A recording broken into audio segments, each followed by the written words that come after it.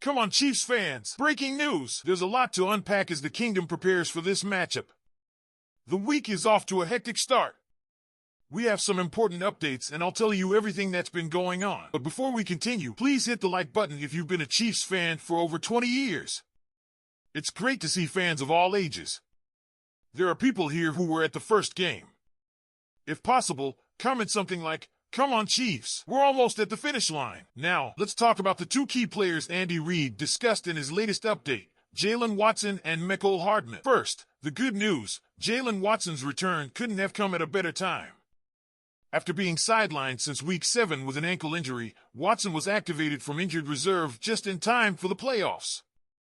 And let me tell you, his return made an impact in the divisional round against the Texans. Watson played 40 of the team's 68 defensive snaps, which is a solid 59% share, pretty impressive for someone just coming off an extended layoff. Coach Reid had a lot of positive things to say about Watson's progress. He mentioned that Watson came out of the game feeling good, which is a big win considering the swelling issues that plagued him earlier in the season. According to Reid, Watson's ability to function at a high level without any setbacks during the game was a promising sign for his role going forward. While Reid didn't reveal how much Watson will play against the Bills, it's clear the coaching staff is optimistic about his ability to contribute. Now, let's shift gears to Mecole Hardman. This update is a bit more concerning. Hardman, who has been battling a knee injury since Week 13, has been designated for return from injured reserve since January 1st. However, his progress has been slow.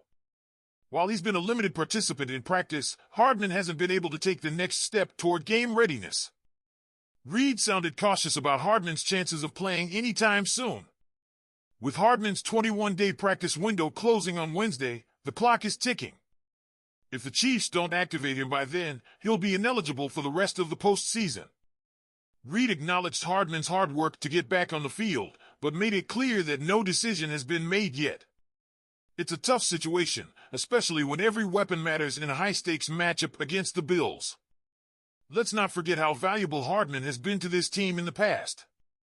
Whether it's his speed in the receiving game or his ability to break down big plays as a return man, his absence is definitely felt. But with the Chiefs' depth at wide receiver and Reid's tendency to prioritize long-term health, it wouldn't be surprising if the team opted to play it safe. So, Chiefs fans, here's where we stand. Watson's return looks like a huge boost for the defense, but Hardman's status remains up in the air. With the AFC Championship game against the Bills just days away, every roster decision counts. What do you think? Should the Chiefs activate Hardman and take the risk, or should they focus on players who are 100% ready to play? And how excited are you about Watson's strong return? The Kansas City Chiefs are on the verge of yet another Super Bowl appearance, capping a remarkable run of success with 5 potential trips to the big game in just 6 years. For longtime fans who lived through the 50-year drought following our 1970 Super Bowl victory, this level of excellence may seem surreal.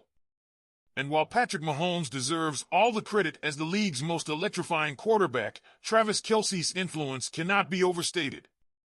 Kelce isn't just a statistical monster, though, let's not ignore those numbers. He's been a consistent force in the postseason, delivering game-changing performances year after year. But what really sets Kelce apart, and what makes him arguably as important as Mahomes, is his personality, leadership, and ability to inspire the team around him. Let's hear it straight from his teammates. Former quarterback Alex Smith, who spent 5 seasons with Kelce, called him unforgettable. "If I had to make a team of these guys from the teammates that I remember and will always remember, Travis is absolutely first on that list. Every interaction with him makes you feel better. He's the guy that gives you energy." Think about it, first team, not just for his talent, but for the impact he has on morale. Current linebacker Leo Chenal also praised Kelce's ability to keep his team motivated, even in the heat of battle. Every team that someone makes a play for, he's there calling them out specifically, cheering them on and keeping them focused. He's a great leader, but so personable at the same time. That's not something you see every day from a player who's already destined for the Hall of Fame.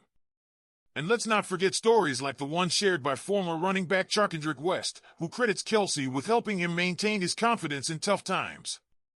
After a bad game, Kelce told him, "You're going to help us win a lot of games," and boosted his morale in a way only a leader can.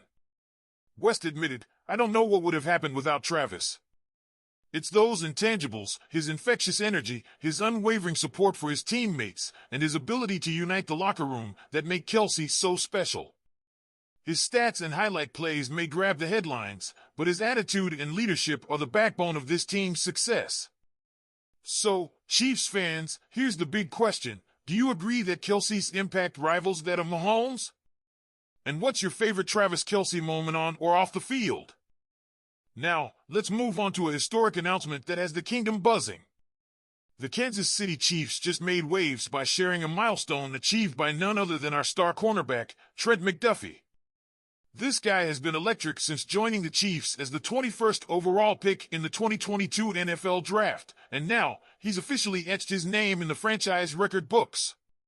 Here's the scoop. McDuffie now holds the franchise record for most passes defended in playoff history with 13. That's right, 13. And he did it all in just his first few seasons. Let's break this down because it's not just the numbers that make this accomplishment so impressive, it's the context. McDuffie has been a frequent target for opposing quarterbacks, but he consistently shuts them down. This young defender has become the cornerstone of the Chiefs' playoff success. In fact, Kansas City hasn't lost a single postseason game since he joined the team. Coincidence? I don't think so. And it's not just about regular season dominance. McDuffie seems to elevate his game when it matters most, showing why he was a first-team All-Pro in 2023 and earning second-team honors last season. His ability to deliver under the spotlight is exactly what you need when facing high-powered offenses like the Buffalo Bills. Speaking of the Bills, let's talk about the challenge ahead. McDuffie will have his hands full lining up against one of the NFL's most explosive passing attacks led by Josh Allen. Whether it's Stephon Diggs, Gabe Davis, or any of Buffalo's other talented receivers, whoever lines up across from McDuffie is in for a tough night. Allen will undoubtedly try to avoid throwing in his direction, but when he does, you can bet McDuffie will be ready to make a play. This record isn't just a testament to McDuffie's skill, it's a reflection of the Chiefs' ability to recruit and develop elite talent. Players like McDuffie are the reason this team has maintained its dominance year after year, and he will be a critical piece of the puzzle as Kansas City looks to stamp its ticket to Super Bowl 59. So, Chiefs fans, what do you think of this historic achievement? Can McDuffie keep up his lockdown defense and help shut down Buffalo's passing game on Sunday? And how important do you think he is to the team's overall success? Let me know your thoughts in the comments below. Before you go, don't forget to hit that like button and subscribe to the channel so you're always in the loop. Thanks for watching, and as always, let's go Chiefs!